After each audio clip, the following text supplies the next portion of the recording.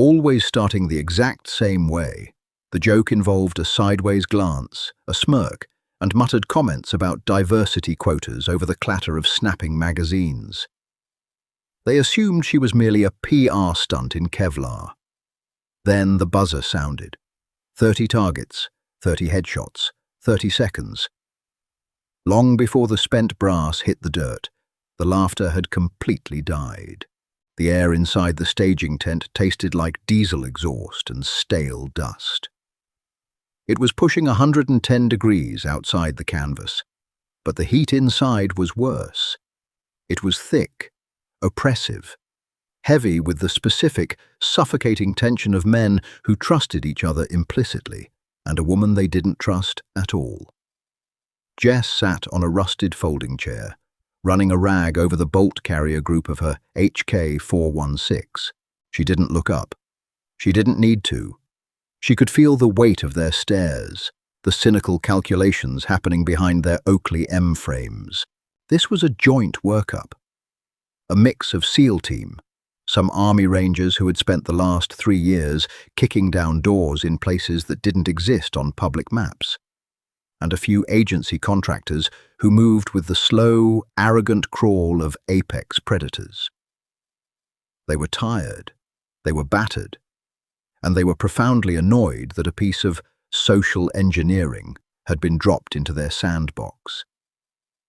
That was what she was to them, an experiment, a political talking point jammed into a plate carrier.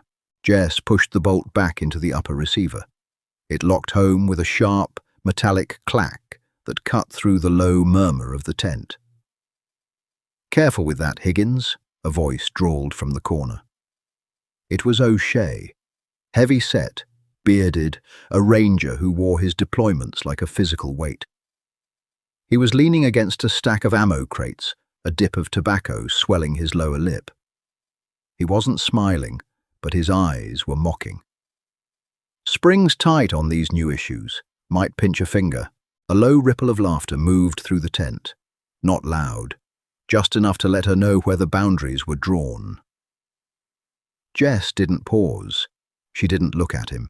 She pinned the upper and lower receivers together, pushed the takedown pins through, and racked the charging handle. Once, twice. The smooth, rhythmic sound of oiled metal moving precisely as it was engineered to. "I'll manage," she said. Her voice was flat. No inflection, no defensive edge. Just dead, empty air. She had learned a long time ago that getting angry was exactly what they wanted. Anger meant you were emotional. Emotion meant you were unstable. Unstable meant you didn't belong in the teams. So she hollowed herself out. She became the gun, cold, mechanical, responsive only to deliberate input. Next to O'Shea, a contractor named Cole scoffed, spitting a stream of brown juice into an empty Gatorade bottle. "I'm just saying it's a heavy piece of kit. We're running the gauntlet today. Full kit, full sprint, high-value target discrimination, 30 hostile silhouettes in the kill house, tight corners." Cole pushed himself off the crates, walking over to the staging table where Jess was loading her magazines. He looked down at her hands. They were taped at the knuckles, deeply calloused, the cuticles stained permanently black from carbon, and Hop's No. 9 solvent. "You sure you don't want to run the MP7? Cole asked, feigning genuine concern. "Lighter recoil. Easier to manage when you're smoked. We've got an extra one in the armory. Someone hand her a real gun before she breaks a wrist on the 416. More laughter. A few guys shook their heads, returning to their gear. The joke had landed. The hierarchy was maintained. Jess pressed the final 5.56 round into her magazine. Her thumb pushed it down against the stiff spring until it clicked under the feed lips. She picked up the magazine, tapped the back of it against her helmet to seat the rounds, and shoved it into her plate carrier pouch. She finally looked up. She looked at Cole, then at O'Shea. Her eyes were tired. There was a faint bruise blooming along her jawline from combatives training the day before. The dirt of the Nevada desert was caked into the lines of her neck. 30 targets, Jess said softly. Standard scoring. 2 to the chest, or 1 to the head to neutralize. That's the drill, O'Shea said, crossing his arms. Current time to beat is 42 seconds, set by yours truly. 42, Jess repeated. She stood up. The gear weighed 40 pounds, pulling down on her shoulders, digging into her traps. She didn't adjust it. She grabbed her rifle. Who's running the timer? A tall, quiet man named Briggs stepped out from the shadow of the tent flap. He was a Master Chief, greying at the temples. He hadn't laughed at O'Shea's joke. He hadn't said a word since she arrived. He held up a yellow PAC-T shot timer. I am, Briggs said. His voice sounded like grinding gravel. You ready on the line, Higgins? Jess walked past O'Shea. She walked past Cole. The smell of their sweat and cheap deodorant mixed with the arid, baking heat of the open range. I'm ready, she said. As she stepped out into the blinding white sunlight, O'Shea muttered behind her, just loud enough for the tent to hear. Someone better follow her with a broom. Gonna be a lot of missed brass to sweep up. Jess let the words wash over her plate carrier like dust.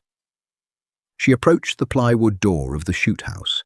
The structure was massive, a sprawling multi-room labyrinth built from tire walls, plywood, and catwalks.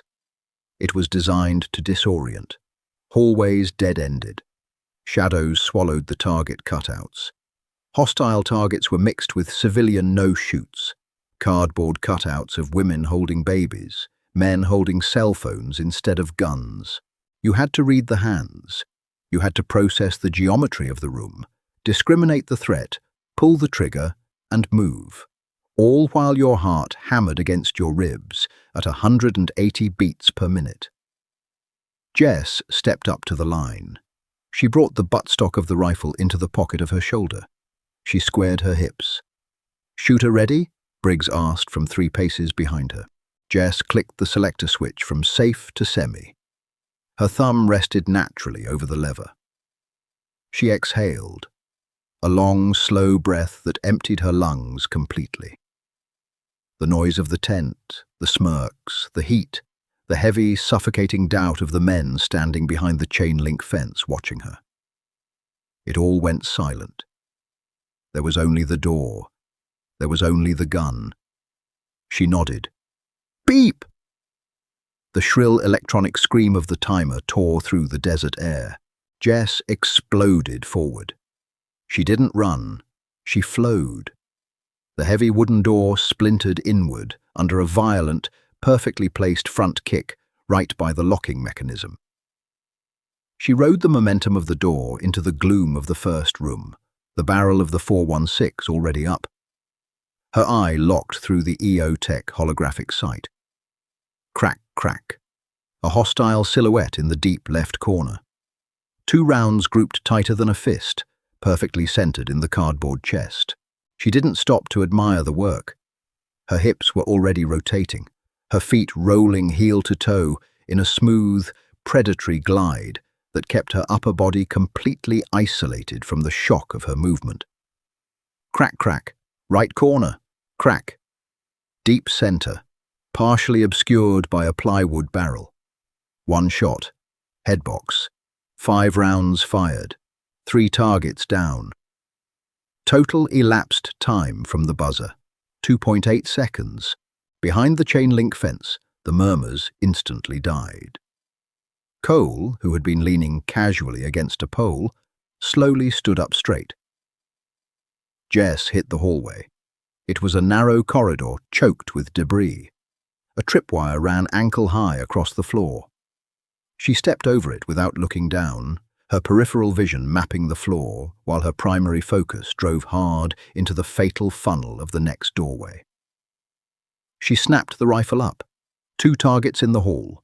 1 held a gun, 1 held a badge. Crack, crack. The one with the gun caught 2 5.56 rounds through the bridge of the nose.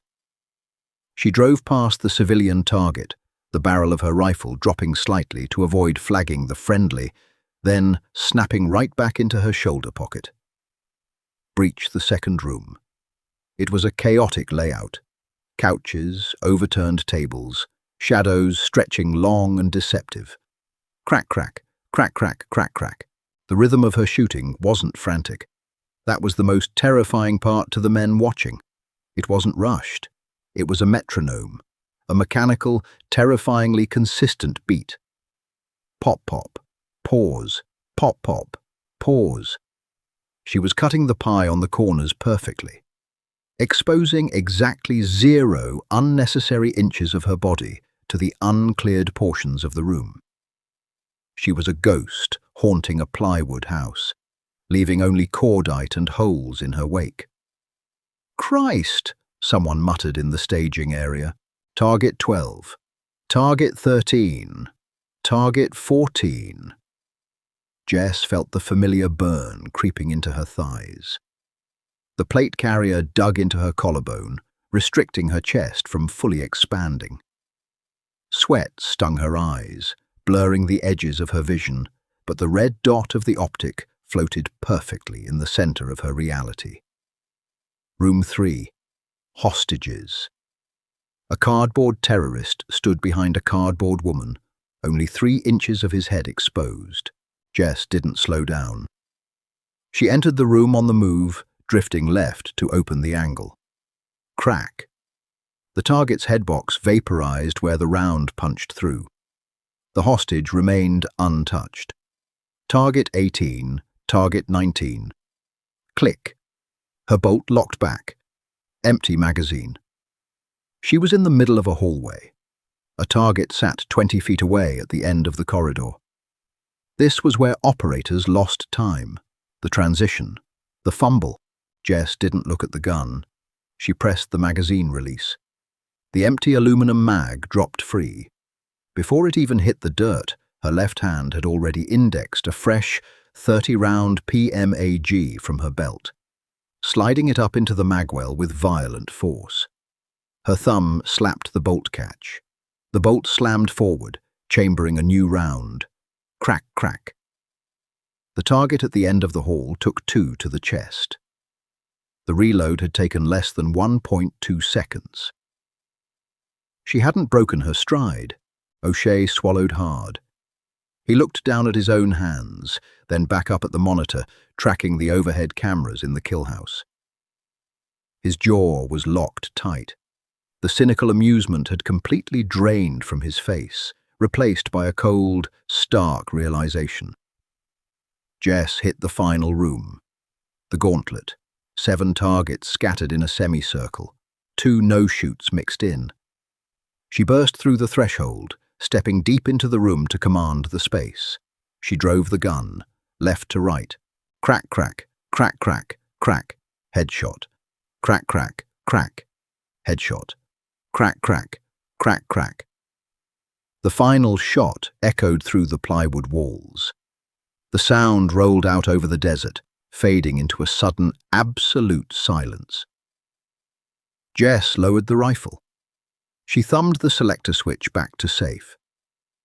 She took a deep breath, the smell of burnt gunpowder and hot dust filling her lungs. Her arms were heavy. Her heart was beating hard, but steady. "Time," Briggs said over the loudspeaker. His voice cracked slightly. Jess turned around. She walked out of the shoot house, the barrel of her rifle pointed safely at the dirt. She stepped back out into the blinding sunlight and walked towards the staging tent. The men were standing exactly where she had left them, but their posture had changed. The casual slouching was gone. No one was spitting tobacco. No one was checking their phones. They were staring at her as if she had just walked out of a fire without a single burn. Jess stopped in front of the group. She didn't smile. She didn't boast. She pressed the magazine release, caught the partially full mag in her hand, and locked the bolt back. She visually and physically inspected the chamber. Empty. She looked at Briggs. Briggs looked down at the yellow timer in his hand. He blinked. He looked at the timer again. "Clear out the house," Briggs said into his radio to the range crew. "Check the targets." The radio crackled a few moments later. The voice on the other end sounded out of breath. "Chief, 30 targets neutralized, 0 no-shoots hit. Every shot is inside the A zone. 14 headshots. The rest are center mass." Silence descended on the tent again, thick, suffocating. But this time, it wasn't the silence of doubt. It was the silence of pure, unadulterated shock. Briggs slowly lifted his eyes from the timer to meet Jess's gaze. "Time?" O'Shea asked. His voice was barely a whisper. The bravado was completely gone, stripped away by the violent, undeniable reality of what he had just witnessed. Briggs cleared his throat. 34.2 seconds, Briggs announced. 8 seconds faster than O'Shea. In a drill where men fought and bled for tenths of a second. Jess didn't react. She didn't look at O'Shea to rub it in. She simply slung her rifle over her back, grabbed her rag, and sat back down on the rusted folding chair. She picked up the bolt carrier group from the table, wiped a speck of dust off the firing pin, and looked up at Cole. "It handles okay," she said, her voice perfectly calm. "But if you've got that MP7, I'll take it. Save me some energy for the afternoon run." Cole opened his mouth to speak, but nothing came out. No one laughed. No one sneered. The joke was dead, buried in 34.2 seconds of absolute, undeniable violence. Jess went back to cleaning her gun, the sound of the metal clacking together echoing loudly in the suddenly very quiet tent. The mess tent was completely silent, except for the low hum of the generator outside and the scraping of plastic forks against styrofoam plates. Jess sat at a corner table, pushing a scoop of powdered eggs around. She wasn't hungry, but calories were fuel, and fuel was mandatory. Across the tent, the same men who had mocked her 3 hours ago sat in tight clusters. They spoke in hushed tones. Every so often, a pair of eyes would flick toward her, then quickly snap back to their food when she didn't look up. They didn't know what to do with her now. The hierarchy had fractured. O'Shea, the alpha of the Ranger contingent, the undisputed heavy hitter of the Joint Task Force, had been beaten, handily, by the diversity quota. A heavy set of boots stopped at the edge of her table. Jess didn't reach for her weapon, but her posture shifted infinitesimally. She raised her eyes. O'Shea was standing there, holding a lukewarm bottle of water. The arrogance that usually lifted his chin was completely absent. He looked exhausted. He didn't ask to sit. He just dropped onto the folding chair opposite her, the metal frame groaning under his bulk. He uncapped the water, took a long pull, and set the plastic bottle down with a hollow thud. "Paper is paper," O'Shea said. His voice was gravelly, devoid of the sneer he'd worn in the armory. "It is," Jess agreed, her tone perfectly level. "You run a flat range better than anyone I've ever seen," he continued, leaning his forearms on the table. He stared at her, searching for a crack in the armor. "I'll give you that. You're a machine, Higgins. But a cardboard cutout doesn't shoot back. It doesn't scream when you blow its arm off. It doesn't have a mother, and it doesn't hesitate." Jess stopped moving her fork. She met his gaze. His eyes were hard, tempered by a dozen deployments to valleys where the dirt was permanently stained brown. He wasn't insulting her now, he was stating a fact. He was looking for reassurance that the person beside him in the stack wouldn't freeze when the air started snapping with supersonic lead. "I know," Jess said softly. "Do you?" O'Shea pressed. "Because out there, in the real shit, 34 seconds means nothing if you flinch on the 35th. Before she could answer, The tactical operations radio strapped to O'Shea's chest carrier squawked to life. It wasn't the standard chatter. It was a high-priority interrupt, the tone shrill and demanding. All Victor elements. Stand by for immediate tasking. Assemble TOC. Repeat, assemble TOC. O'Shea's demeanor instantly snapped from contemplative to kinetic. The philosophizing was over. The real world was calling. He stood up, knocking his chair back. Jess was already on her feet, dumping her half-eaten food into the trash barrel. The briefing room was stiflingly hot. Master Chief Briggs stood at the front, bathed in the pale blue light of a satellite topographical map projected onto a whiteboard. The map showed a jagged ridgeline and a cluster of mud brick buildings in a valley that officially didn't exist on standard GPS. "Listen up," Briggs barked as the men, and Jess, piled into the room, hastily securing helmets and checking chamber indicators. "We have a developing situation. A Tier 1 surveillance asset went down 20 minutes ago in Sector 4. Mechanical failure." A collective grimace washed over the room. Sector 4 was hostile territory. "The payload on that bird is classified and highly sensitive," Briggs continued, tapping the screen. "We cannot let it fall into local hands. Local hostile militia is already moving on the crash site. We have a QRF element spooling up now. 2 Black Hawks. We are going in, securing the hard drive, thermiting the chassis, and getting the hell out." Cole raised a hand. "Resistance? Heavy," Briggs answered immediately.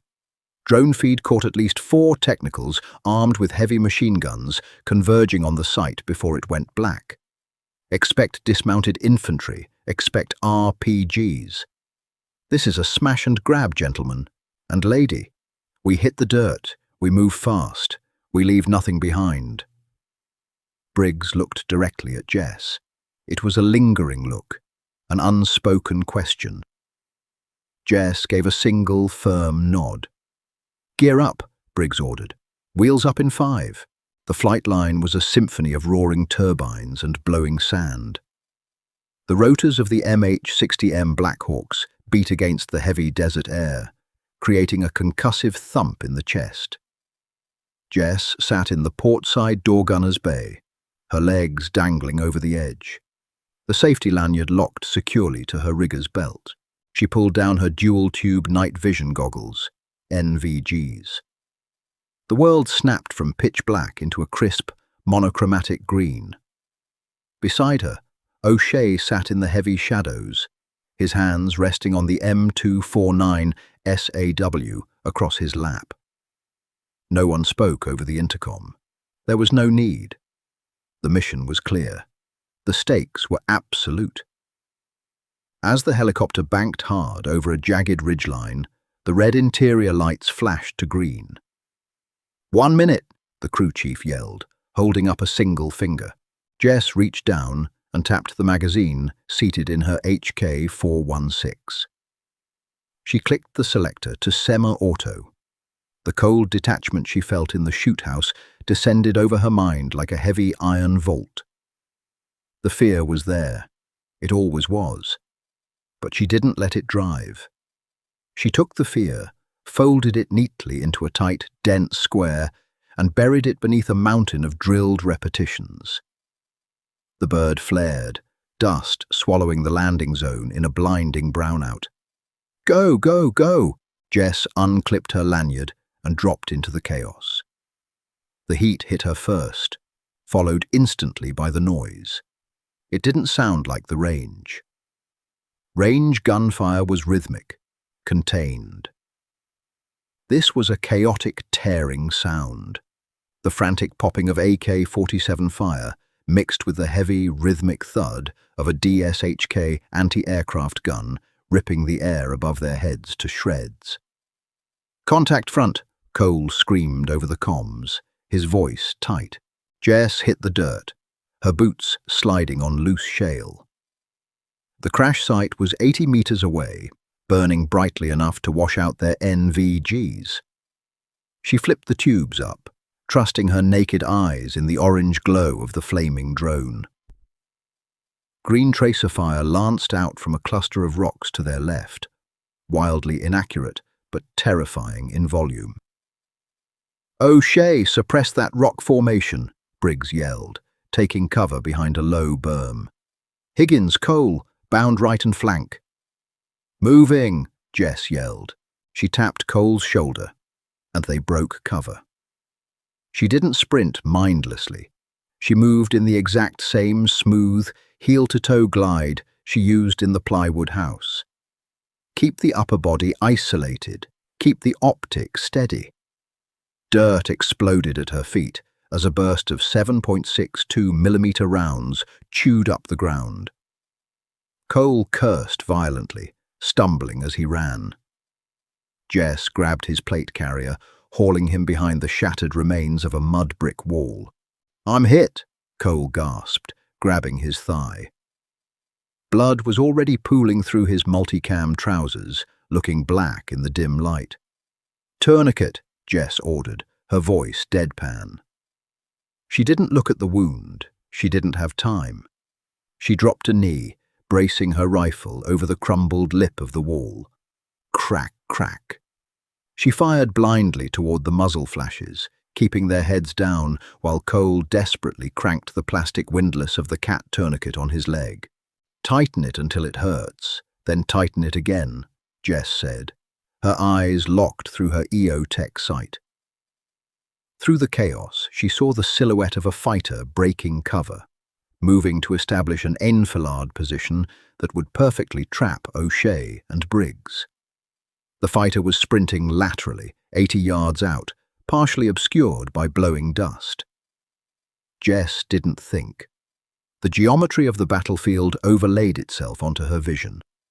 Led the target, account for the movement. She exhaled. Crack. The fighter folded mid-stride, dropping like a puppet with cut strings.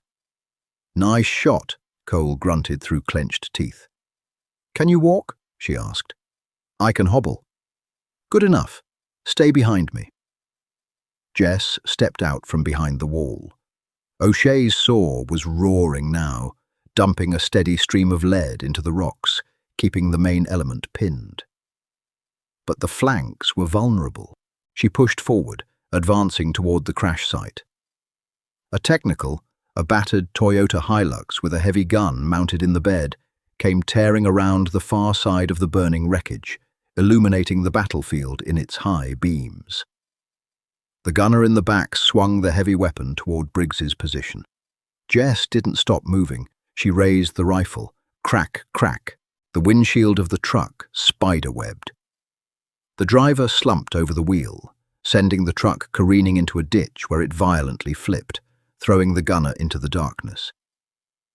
3 more fighters poured out from behind a secondary structure, their weapons raised. It was the final room of the shoot house all over again. The gauntlet. Jess planted her feet, left to right, total command of the space. Crack, crack! The first man dropped, a double tap to the sternum. Crack! The second man caught a single round through the ocular cavity. Crack, crack! The third man spun completely around before hitting the dirt, his rifle clattering uselessly against the rocks. Total elapsed time from threat recognition to neutralization. Under 3 seconds. Behind her, O'Shea had stopped firing. He was staring at her from his position. Even through the smoke, the dust, and the dying light of the burning drone, he saw it.